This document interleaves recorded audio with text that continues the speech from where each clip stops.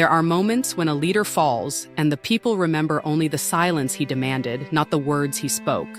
The images from Abidjan are still etched into the world's memory. Military vehicles parked outside the presidential palace, soldiers standing at attention, not for power, but for the people, a single statement broadcast across the country. The era of Alassane Ouattara is over. This republic belongs to Ivorians again. For years, Ouattara had been presented to the world as a stabilizing force in West Africa. Western-educated IMF-endorsed pro-France, pro-liberalization, pro-growth, but to the millions of Ivorians who lived under his rule, he became something else entirely, a dictator dressed as a democrat.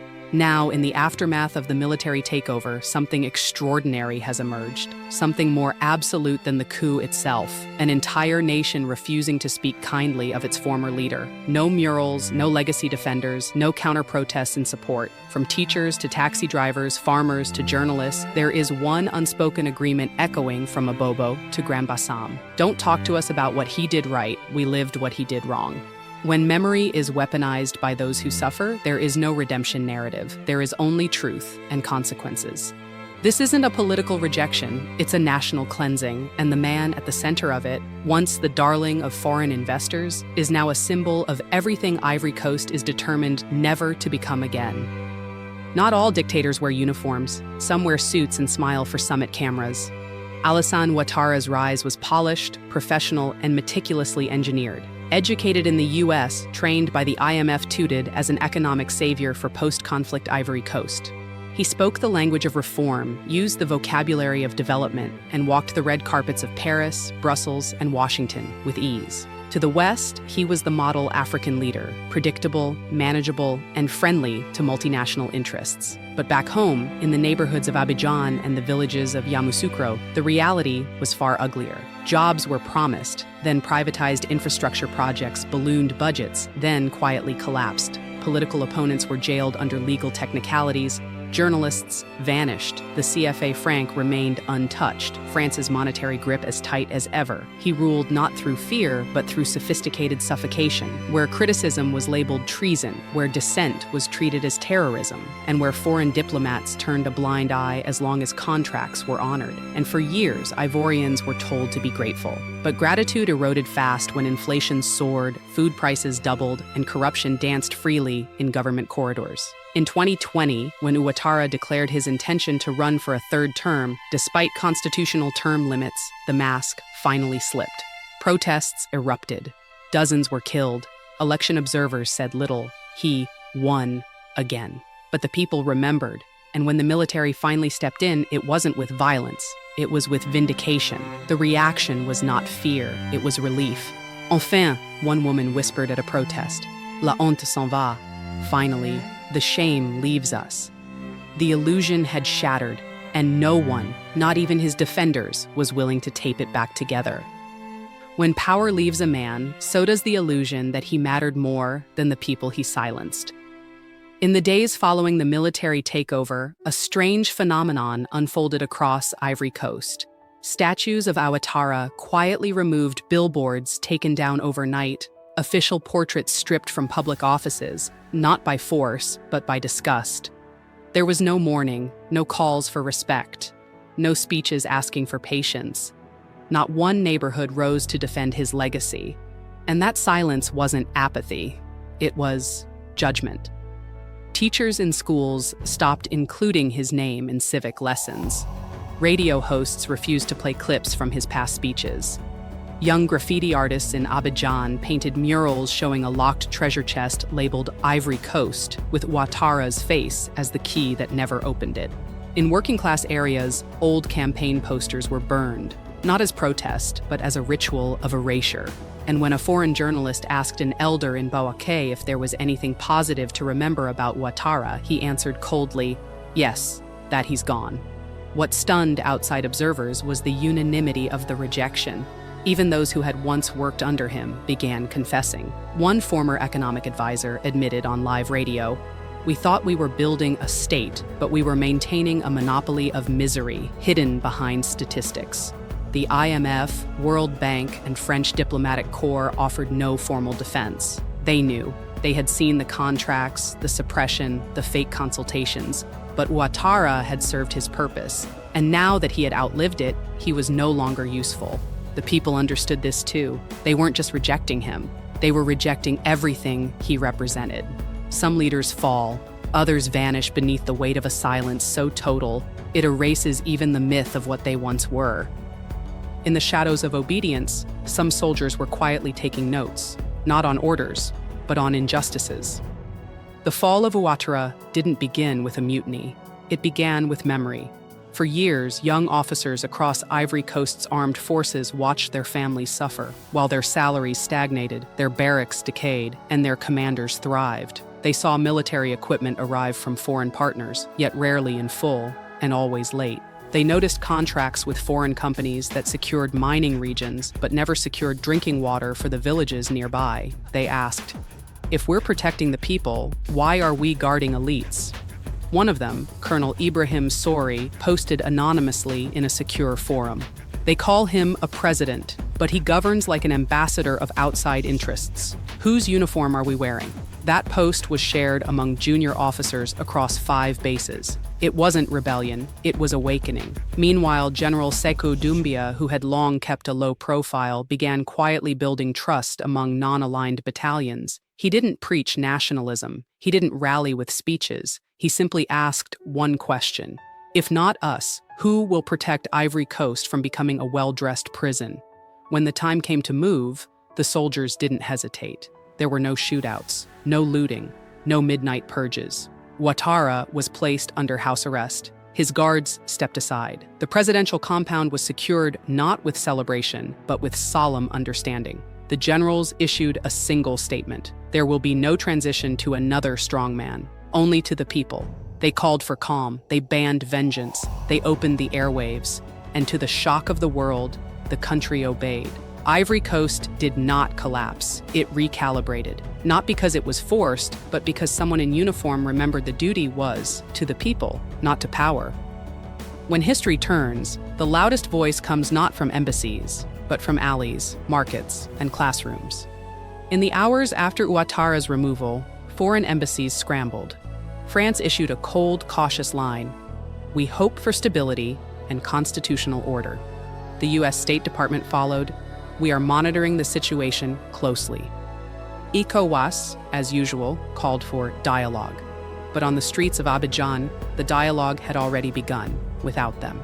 At market stalls, women shook their heads and muttered, "Il a vendu ce pays." He sold this country. University students turned lecture halls into open forums on sovereignty, betrayal, and the cost of borrowed development. Truck drivers wrote phrases on their windshields: "Pas un mot pour Ouattara," not a word for Ouattara. "Dictator propre, pay sale." Clean dictator, dirty country. One vendor near Yopougon, when interviewed by an Al Jazeera reporter, said, "They called him a reformer. We called him a reformatted colonizer." This wasn't bitterness, it was testimony, raw, unapologetic, and united. Even those who had once benefited from the regime, the contractors, the bureaucrats, the diplomats, remained silent. Because to defend Ouattara was now to confess complicity, and no one wanted to do that. Social media exploded with the hashtag Rien de bon sur lui, nothing good about him. It trended not only in Côte d'Ivoire, but across Francophone Africa. From Dakar to Douala, from Libreville to Bamako, Ivory Coast's rejection became a regional mirror. When an entire people deny a legacy, the world must listen, not to the words of politicians, but to the silence of former allies, now hiding in shame. One dictatorship's end can be another nation's beginning. As the dust settled in Abidjan, the continent took notice. In Mali, crowds gathered outside the French embassy, waving signs that read, "Ivory Coast has spoken, we speak next." In Burkina Faso, President Ibrahim Traoré delivered a rare televised address. Ivory Coast's military did not bring war, it brought clarity. And clarity is the first step to freedom. In Cameroon, youth-led podcasts began dissecting Ouattara's fall, not as an isolated incident, but as part of a broader rejection of post-independence puppetry. Meanwhile, French media outlets scrambled to control the narrative. Coup raises concern for regional security. Loss of a longtime partner. Threat to democracy? But these headlines no longer landed in Africa. Because in the minds of many Africans, Ouattara did not represent democracy.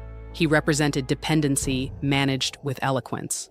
What shocked Western strategists most was not that he fell, but that not one person in his own country demanded he return, not one protest in his favor, not one campaign to restore him, not one legacy institution stepping in to defend his record. Diplomats quietly updated their reports. Civilian sentiment overwhelmingly hostile to former president. No pro-Ouattara organizing detected. Population sentiment favors complete detachment from prior regime. The message was loud. Ouattara's fall wasn't controversial. It was cleansing. And with each passing day, Ivory Coast showed the world what post-dictator healing looked like. Open debates, regional consultations, calls for a constitution not authored in French embassies, but in local dialects. Africa is not destabilizing. It is restabilizing, on its own terms, with its own tools, and without permission from those who once claimed ownership of its future. When a regime falls, it doesn't just leave ruins, it leaves receipts. One of the military's first acts after assuming control was to unlock the archives, and what the public found inside shattered any remaining illusions. Leaked contracts showed that under Ouattara, over 70% of national mining revenues were routed through companies headquartered in Europe, the UAE, and offshore jurisdictions. Telecom and energy sectors were leased at rates far below regional standards. Public universities received less than 1% of the budget allocated to presidential travel and military parade logistics. One document revealed that a $250 million youth employment grant from a major Western institution had been untraceable for 6 years. The file was signed by a cabinet member, still living in exile. Another set of memos showed how opposition journalists were monitored through state-purchased European spyware, intended on paper for cybersecurity research. But it wasn't just the numbers. Testimonies from former government workers, now whistleblowers, began emerging on national radio. One former ministry official admitted, "The only thing worse than what we allowed was that we smiled while doing it." The military government didn't have to prosecute. The people were prosecuting history in their own way. High school students held forums titled, "What We Were Never Taught About Our Leaders." Musicians released protest songs sampling Ouattara's speeches, juxtaposed with footage of food lines and police violence. One song went viral with the hook, "Il a parlé pour eux, il n'a jamais parlé pour nous." He spoke for them. He never spoke for us. Dictators often try to erase their mistakes, but in Ivory Coast, the people turned those mistakes into a monument of resistance, a museum of warnings. No statue of Ouattara would be built, but the archives would remain open, and they would teach future generations one lesson: never mistake respectability for righteousness. When the old empire loses its tongue, the people find their voice. After Ouattara's removal and the flood of revelations that followed, a linguistic revolution took root across Ivory Coast. Words once used to soften reality were rejected outright.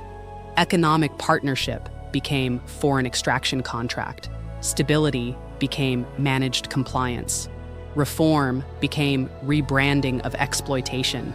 And most importantly, president became a term that would be redefined before ever being used again. In marketplaces, schools, and radio stations, Ivorian citizens no longer asked, "Who will lead us?" They asked, "How will we lead ourselves?" This shift wasn't cosmetic. It was cultural armor against future manipulation. Even the provisional government adopted a new lexicon, no longer referring to itself as an authority, but as a stewardship, publicly addressing citizens as shareholders in the republic, swearing in local administrators with a new oath to defend the dignity of the people above the comfort of elites. The national media, newly freed from government control, began producing people's history segments, highlighting not political figures, but activists, midwives, farmers, and soldiers who had defied unjust orders during the Ouattara years. A cultural renaissance was underway. Poets revived suppressed dialects, dancers choreographed stories of corruption and justice, filmmakers created documentaries titled "We Were Ruled But Not Represented." And across Francophone Africa, these voices traveled fast. Young people in Senegal, Benin, and Guinea began using Ivorian slogans like "Rien de bon sur lui," Nothing good about him. République du Vrai, Republic of Truth. Ivory Coast wasn't exporting propaganda, it was exporting awakening. When tyranny ends, silence is not the cure. Storytelling is. And in Ivory Coast, storytelling became the loudest form of justice. The world called it a coup. Ivory Coast called it a beginning. With Ouattara gone and his legacy dismantled, Ivory Coast turned not to rebuilding the past, but to reinventing the future. And it started with something radical. The people wrote the new system themselves. Rather than draft another elite-controlled constitution, the transitional government opened an unprecedented platform called La Voix de la République, an online and offline civic writing process. Every citizen could submit proposals. Thousands did. From young street vendors to retired nurses, ideas poured in. Term limits reduced to one 5-year, non-renewable mandate. No public official allowed to hold dual nationality while in office. Mandatory national broadcast of public budgets. Monthly citizen review boards to monitor all future foreign investments. The proposal that drew the loudest cheers. All new treaties must be debated live on national television before being signed. This was not about transparency for optics. It was about reclaiming ownership of the republic. Meanwhile, former state-owned buildings were repurposed. Ouattara's presidential retreat was turned into a public high school. The former Ministry of Communications became a people's media training center. Abandoned police barracks were converted into free medical clinics. Young architects redesigned government offices to be open auditorium structures, glass-walled, accessible, and monitored. The nation wasn't building walls, it was building mirrors. Other countries took notice. Guinea requested access to Ivory Coast's civic reassembly documentation. Burkina Faso sent educators to study its new school curriculums. Togo's opposition parties adopted La Voix de la République as a model for constitutional reform. It began as a military correction. It became a civic revolution. And soon it evolved into something few African states had ever seen, a participatory republic born from refusal, not permission. Some names fade, others are buried, but some are erased by the will of an entire nation. 1 year after the fall of Alassane Ouattara, Ivory Coast stood taller, not because it was richer, but because it was finally its own. There were no monuments to the former president, no public roads named after him, no official Remembrance Day. Even schoolbooks, newly published under the Ministry of Civic Education, spoke of the 2010-2023 period with brutal clarity, a time of managed dependency, a government aligned with external interests, a leadership that dressed foreign control in domestic colors. When a foreign correspondent asked a market trader if she missed the stability of the Ouattara era, her laughter cut sharper than any revolution. He was stable. We were starving. The military council, now fully dissolved, was praised not for seizing power, but for refusing to keep it. General Sékou Doumbia returned to civilian life and never gave a final interview. His only recorded post-retirement statement read, "We do not need medals, we need memory, and we remember who we are now." Ivory Coast held its first free, publicly financed elections. The candidates were educators, trade unionists, young civil engineers, and artists. No one campaigned in luxury cars. No campaign posters were printed outside the country. The new president, a former professor, no foreign ties, no offshore accounts, no second passport. When he took the oath of office, he did not swear to protect the republic. He swore to obey the people. The crowd chanted not a party slogan, but a promise. Plus jamais lui, plus jamais ça. Never him, never again. Ivory Coast didn't just remove a dictator, it removed the possibility of another one. It did not beg for freedom, it declared it. And in doing so, it reminded Africa and the world that dignity, once awakened, cannot be governed. It must be honored. Over a soft, rising Ivorian drumbeat, one final phrase appears. Not one word in his defense, not one voice in his favor. He ruled with silence and was buried by it.